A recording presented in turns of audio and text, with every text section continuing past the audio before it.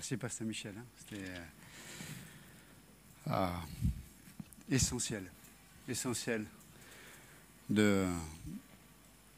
d'apprendre que la vie chrétienne, c'est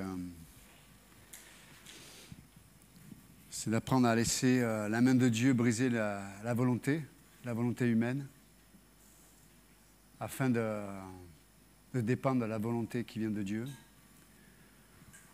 Essentiel de reconnaître que la victoire dans notre vie, c'est en acceptant notre défaite dans notre humanité, notre ego, nos raisonnements. Et vous savez, beaucoup de nos souffrances, de nos incompréhensions, de notre fatigue, même spirituelle, est la résultante du fait de se battre pour avoir raison, de se battre pour essayer de trouver des solutions à notre façon. Mais on reconnaît un arbre à ses fruits. Et la vie chrétienne est une vie surnaturelle, dans le sens que on doit faire le pari que de croire à la façon que Dieu nous présente à être une solution, c'est faire le pari que c'est vrai. C'est faire le pari que ça marche. Et mes amis, c'est la réalité. C'est la réalité. Vous savez, on peut passer notre temps à analyser les gens, à analyser le pourquoi de nos souffrances. Et des fois, c'est nécessaire. Mais il n'y a pas la guérison là-dedans. Peut-être on a besoin de faire un constat, de mettre des mots sur nos mots. Mais in fine, on a besoin d'être guéri. On a besoin d'être libéré de nous-mêmes. Et le seul moyen d'être libéré de nos...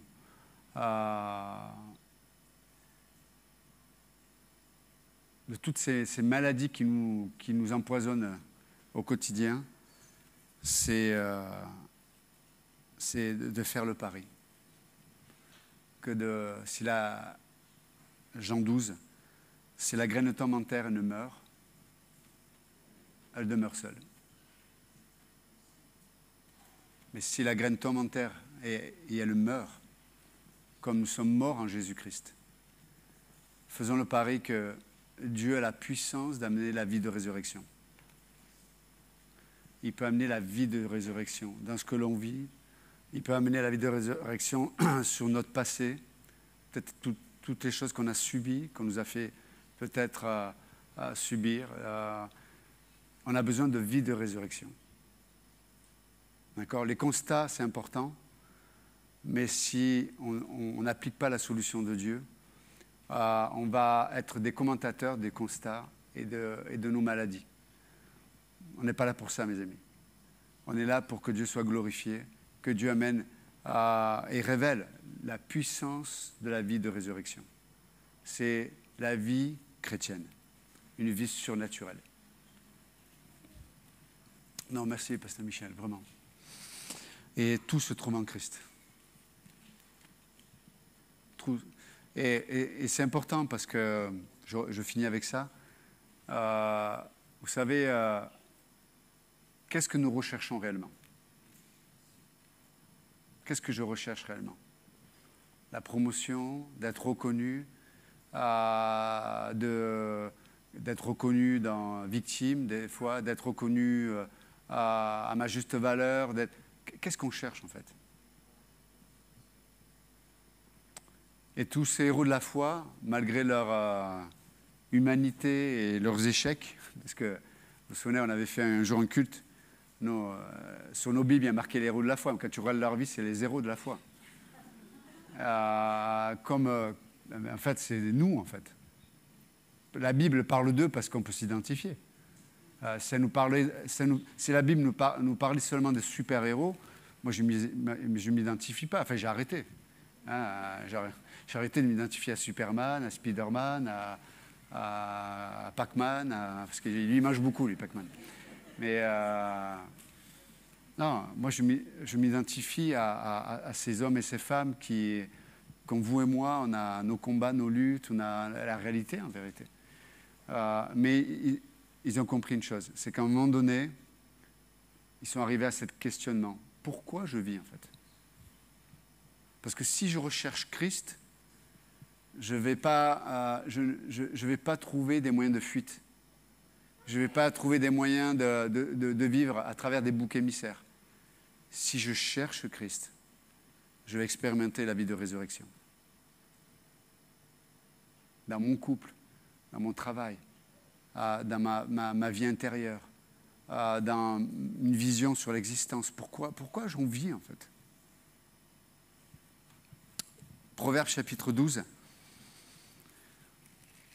On va regarder quelques versets pour finir cette fois-ci, aujourd'hui. Essayez de m'aider à finir. On va finir aujourd'hui. Mais on va bien finir. La Bible dit qu'il vaut mieux... ne dis pas que les jours anciens étaient meilleurs que les jours qui sont à venir. Dans le meilleur et de l'avant. Verset 26, Proverbe 12, 26. Le juste montre à son ami la bonne voie, mais la voie des méchants les égare. Le paresseux ne rôtit pas son gibier, mais le précieux trésor d'un homme, c'est l'activité. La vie est dans le sentier de la justice, la mort n'est pas dans le chemin qu'elle trace. Ok, juste quelques versets. Et juste avant, je voulais vraiment bénir mon frère Bernard qui est là. Tu peux lever la main, Bernard, s'il te plaît?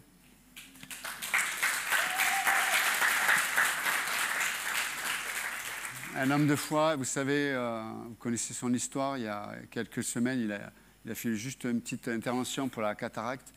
Puis il y a eu des problèmes et il a perdu l'œil. C'est le droit, je crois. Donc il a perdu la vision d'un œil. Je vous passe les détails parce que ce serait long. Ça a été... il est passé par une épreuve vraiment incroyable. Mais dans les moments hauts comme les moments bas, il s'est attaché à son Seigneur. Et des fois dans les pleurs, dans l'incompréhension, des fois dans la joie, l'anticipation de la vie à venir aussi, comme celle présente. Mais on te bénit, mon frère. On est vraiment content de te voir avec ta famille ce matin. Et vous pouvez prier pour Bernard, parce que c'est une situation qui est récente de quelques jours, quelques semaines. Donc, et on va prier pour lui. Seigneur, en te remettant notre frère Bernard ce matin. Te prions de mettre ta main sur cet homme, sa famille. Te demandons, Seigneur, aussi la grâce de pouvoir intervenir surnaturellement sur cet œil. Oui, les médecins disent qu'il ne pourra plus voir, mais c'est toi le grand médecin, Seigneur. C'est toi qui peux toucher, c'est toi qui peux le guérir. Et Seigneur, nous te prions, Seigneur, pour une intervention surnaturelle sur cet œil droit. Et nous, ensemble, le corps de Christ, nous le prions au nom de Jésus-Christ. Le nom qui est au-dessus de tout nom. À ce nom, tout genou fléchira. Et c'est à ce nom que nous demandons, Seigneur, que tu interviennes pour guérir l'œil de Bernard. Au nom de Jésus, nous prions. Amen. Et ce matin, verset 26, « Le juste montre à son ami la bonne voie, mais la voie des méchants les égare. » Et j'aime cette notion, en tout cas, que l'Hébreu nous donne. C'est quand il dit que le juste montre à son ami la bonne voie. Et c'est intéressant parce que, en vérité, quand on regarde dans le texte original, c'est comme si le juste, donc celui qui accepte le regard de Dieu, qui accepte le verdict de Dieu sur sa vie, c'est ça un juste. Ce n'est pas quelqu'un seulement qui agit justement, mais c'est quelqu'un qui a été justifié. Et être justifié, c'est être déclaré juste. Donc le juste vit en fonction de ce que Dieu dit de lui. Comment on peut être juste? Soit je peux être dans ma justice propre, mais regardez, moi, je ne dis pas de gros mots, je suis à l'heure, je paye mes impôts, je fais la vaisselle à la maison. C'est vrai, ça c'est vrai. Ça. Même les impôts, c'est même les impôts. Mais donc, je peux dire tout ça. Et effectivement, humainement parlant, si je me compare à certains, je peux me considérer comme juste. Mais la Bible dit que si on doit se considérer ou se comparer, c'est avec Jésus-Christ lui-même. Et là, je suis déclaré injuste. Par contre, dans la foi, par la foi, j'entends comme le ciel qui s'est ouvert et quand Christ est mort à la croix, il est ressuscité. Cette voix qui s'était fait entendre pour le Fils qui a dit « Mais voici mon Fils bien-aimé en qui j'ai mis toute mon affection », c'est ce que Dieu dit de toi aujourd'hui. Pourquoi? Parce que nous sommes en Christ. Nous sommes justifiés en Christ. Nous sommes parfaitement aimés. Comme le Père a aimé le Fils, le Père, aujourd'hui, il t'aime. De la même façon. Nous sommes déclarés justes par l'œuvre de Jésus-Christ à la croix. Il a tout accompli. Waouh! Donc le juste, celui qui accepte juste simplement de se laisser aimer, d'accepter l'œuvre que Christ a fait. Qu'est-ce qui se passe? Il a des bons conseils. Hey. Et là, il dit que le juste montre à son ami la bonne voie. Et là, en hébreu, ça parle pas simplement de dire, voici le chemin, la pancarte et celui-là. C'est plus profond que ça. Ça sous-entend qu'il explique le pourquoi et le comment. Il y a le pourquoi cette voie est bonne à suivre et il explique le comment aussi. C'est ce que dit l'hébreu en fait. Et vous savez, un des plus grands mots du christianisme et de la vie chrétienne, c'est de ne pas avoir la bonne vision sur la direction à prendre. Et je reviens un peu à ce qu'on disait tout à l'heure. Est-ce que tu as une vision spirituelle sur ton couple? Est-ce que tu as une vision spirituelle sur ton existence? Est-ce que tu as une vision spirituelle? Quand je dis une vision spirituelle, c'est une vision qui vient de Dieu pour ta vie. Vous savez, c'est drôle parce qu'on a fait la fête des voisins, là, il y a quelque temps. Et on avait des voisins qui habitaient qui avaient une villa, et puis ils ont vendu, ils sont partis, ils ont vendu leur villa, ils ont fait le tour d'Europe, etc., en famille, et ils nous racontaient, c'était sympa, tu vois. Et tu sais, c'était comme, ils sont en recherche, en fait. Ils ont tout vendu, ils sont partis, et ils ont visité tous les pays, au Portugal, toute la France, l'Europe, etc. C'est super. Mais in fine, ils reviennent là. Et en revenant là, je me suis dit, on fait quoi maintenant? Tu vois,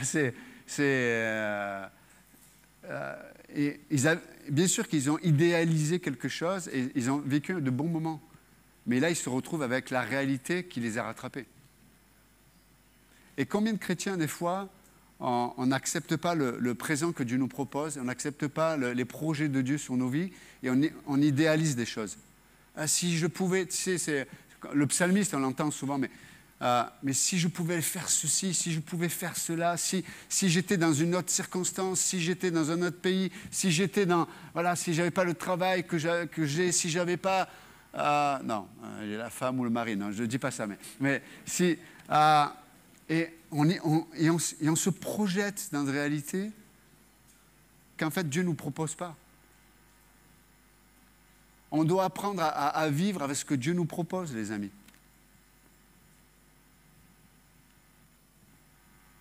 Et c'est drôle parce qu'il y a plein de gens qui avaient ces projets aussi avant de rentrer dans une vision spirituelle et de voyager, de faire... Et à un moment donné, en acceptant d'écouter leur ami qui leur indiquait une voie, qui leur indiquait la bonne voie à prendre. Et c'est de connaître Christ, c'est d'avoir une vision spirituelle sur les choses. Qu'est-ce qui se passe? Certains témoignent, ils ont été missionnaires. Dieu les a envoyés à gauche, à droite. Ils ont voyagé dans le monde entier. Mais avec un but éternel. Et qu'est-ce qui se passe quand tu vis ça pour un but éternel? C'est que tu n'as pas couru après la vanité. Vous savez, la vanité, c'est quoi? C'est courir après le vent. Donc tu cours, tu te dépenses ton énergie, tes finances, ton temps, tes priorités, tu dépenses tout. Et à la fin, quand tu l'as, tu sais, comme quand des fois, tu penses attraper un insecte, tu regardes, et en fait, tu croyais l'avoir, il n'y a rien. Combien de chrétiens vivent comme ça? Ils dépensent leur temps, leur énergie, leur priorité, leur argent, leur famille, et puis tout, ils modèlent une vie. Et puis à la fin, quand ils ont construit la chose, là, quand tu regardes entre les mains, vide. Vide. Vide. Des fois, ça prend des semaines pour voir que c'est vide. Des fois, ça prend des mois. Malheureusement, des fois, pour voir que c'est vide, ça prend des années. Des décennies même. Mais Dieu nous propose d'éviter de perdre notre temps. Il dit quoi? Le juste montre à son ami la bonne voie. Mais écoutez bien, mais la voie des méchants les égare. Le mot égarer, ce n'est pas simplement se tromper de voie. Le mot égarer, ça parle de errer. Vous savez, quelqu'un qui erre, c'est quelqu'un qui bouge, qui voyage, mais il n'a ni but, ni raison d'être. Il n'y a pas d'objectif éternel. La Bible dit, hein, dans notre passage des Proverbes, elle dit, mais si le peuple n'a pas de vision, il est sans frein, il est égaré, il n'a pas de but, il ne sait pas pourquoi il fait les choses. Et vous savez, quand tu n'as pas de but éternel, qu'est-ce qui se passe? Quand il y a de l'opposition, tu t'en vas. Et je disais à Pasteur Georges, j'ai regardé une étude sur les divorces dans le monde. Et je regardais sur les religions, le pourcentage de divorces dans les religions. Vous savez, la religion où il y a le plus de divorces au monde, c'est les protestants. Je crois que c'est 51%, je crois, des mariages finissent en divorce. Chez les protestants, 29% chez les catholiques. Et moins chez les juifs, etc. Chez les musulmans, bon, ils n'ont pas le droit, mais bon. Non, c'est une autre histoire. Mais vous imaginez, les protestants sont les champions du monde du divorce. Waouh! Wow. Et ça m'a choqué d'entendre ça. Ça m'a choqué. Pourquoi? Parce que malheureusement, beaucoup de protestants, et on est protestants, évangéliques, mais on est protestants, ils vivent une vie sans vision spirituelle. Du coup, la vie chrétienne et la vie avec Dieu, Dieu devient juste une option. Ah ben tiens, Dieu, c'est un plus. Paul dit non, Christ est ma vie et la mort m'est un gain. Qu'est-ce qui fait qu'un chrétien peut avoir une autorité spirituelle? Ce n'est pas juste en déclarant au nom de Jésus. C'est des mots, c'est des mots. Il n'y a rien derrière. Qu'est-ce qui donne une autorité à un croyant? C'est quand dans sa vie personnelle, dans son intimité, dans sa vie intérieure, il fléchit les genoux devant la volonté du Père. Seigneur, que tu croisses, que je diminue. Christ est ma vie, la mort m'est un gain. Et c'est ce précieux Christ qui s'est donné, je me donne. Je meurs à ma volonté, à mes émotions, à mes ambitions. C'est ça la vie chrétienne. Et là, quand tu dis au nom de Jésus, pourquoi tu as une autorité? Parce que dans ta vie personnelle, c'est Christ qui règne, c'est pas toi. Et quand tu prononces le nom au nom de Jésus, c'est l'autorité de Christ qui se révèle, c'est pas la tienne. Vous savez, dans Acte 17, ces gens-là qui voulaient chasser un démon au nom de Jésus, c'est le démon qui a eu autorité sur leur vie, c'est pas eux. C'est mal passé. Combien de chrétiens, ça se passe mal? Parce qu'ils déclarent comme une formule magique, au nom de Jésus, je prie et je fais ci et je fais ça. Mais dans leur vie de volonté, dans leur vie de pensée, il n'y a pas de place pour Christ. Il n'y a pas de brisement spirituel. Il n'y a pas d'humilité. Vous croyez qu'il y aura une autorité? Nada, rien que dalle.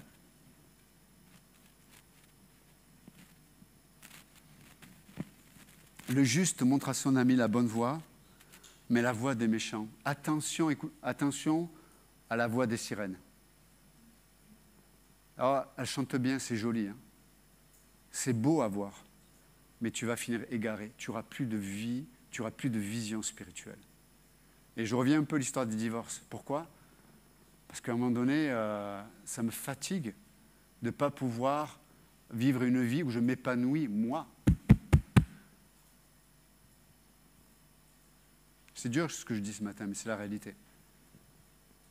Mais si vous vivez juste pour vous épanouir, moi, vous allez prendre Dieu, la parole de Dieu, la volonté de Dieu, et laisse camper. Oui, je vous choque, je fais exprès. Parce que de divorcer et de voir des enfants qui subissent, c'est plus grave que de jeter une Bible.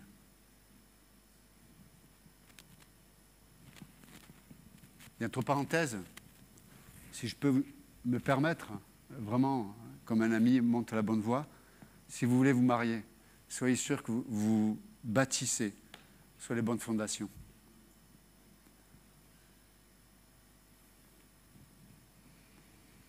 Si la personne avec qui vous voulez marier n'a pas une vision de vouloir connaître Christ, allez ailleurs, allez voir quelqu'un d'autre. Dieu a de meilleurs projets pour vous. Même si la personne est belle et qu'elle a une bonne situation, vous allez vous marier avec un monstre.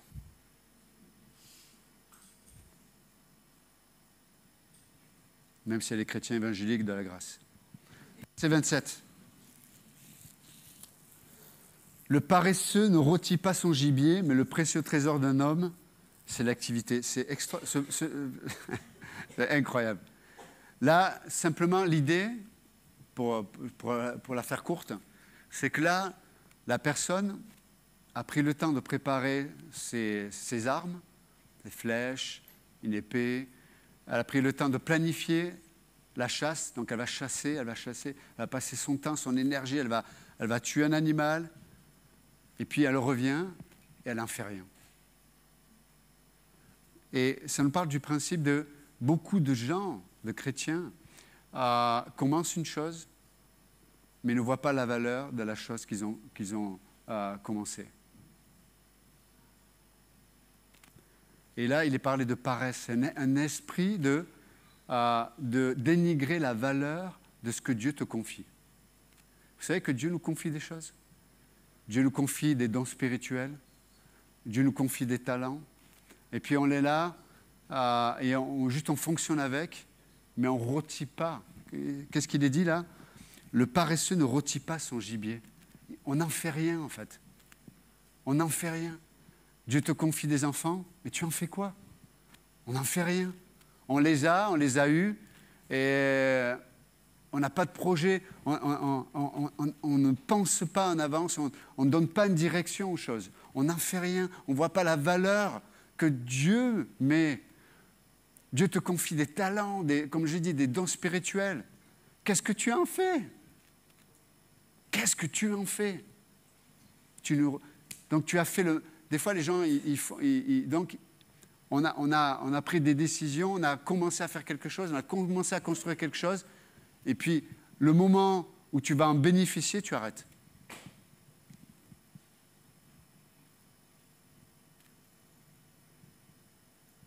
Waouh. Mais le précieux trésor d'un homme, c'est l'activité. Là, ça ne parle pas de l'activisme ou l'hyperactivité. Mais là, il parle de l'activité dans le sens, je vois ce que Dieu m'a donné, je vois là combien c'est précieux. Combien c'est précieux d'avoir un époux, une épouse. Combien c'est précieux d'avoir des enfants. Combien c'est précieux d'avoir une église. Combien c'est précieux d'avoir des amis. Combien c'est précieux d'avoir la santé. Combien c'est précieux d'avoir un travail. Combien c'est précieux d'avoir des dons spirituels. Qu'est-ce que tu en fais? Vous savez, entre parenthèses, si vous êtes né de nouveau, si vous êtes enfant de Dieu, vous avez minimum un don spirituel. Pour l'édification du corps de Christ. Pas pour vous, pour l'édification du corps de Christ. Vous en faites quoi? Vous édifiez qui? Posez-vous la question ce matin. Est-ce que ma vie, mes dons, ça édifie qui? Ça construit qui en fait?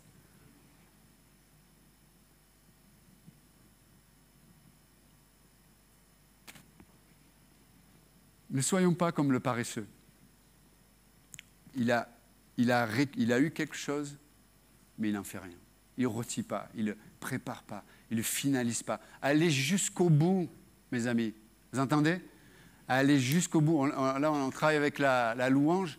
Les gens qui ont des dons spirituels, des talents dans la musique, travaillent, étudient, pratiquent, travail, méthodologie, discipline.